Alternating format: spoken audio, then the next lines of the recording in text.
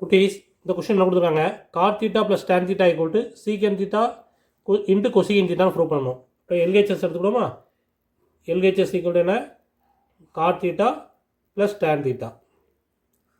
God தீட்டான்னு எழுதிக்கலாம் cos theta by sine theta. Tan theta எப்படி எழுதிக்கலாம் sine theta by cos theta.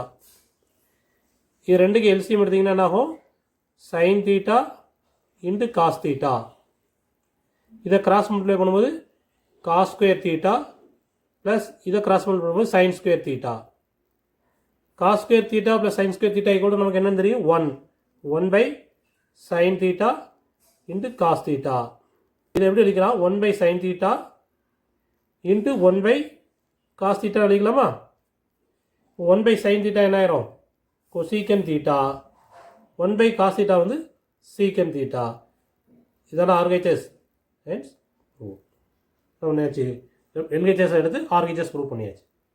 குட்டீஸ் இந்த கொஸ்டின் என்ன கொடுத்துருக்காங்க tan power 4 theta plus tan square theta equal to சீக்கன் பவர் 4 தீட்டா மைனஸ் சீக்கன் ஸ்கொயர் தீட்டான்னு ப்ரூவ் பண்ணணும். இப்போ எல்ஹெச்எஸ் என்ன tan பவர் 4 தீட்டா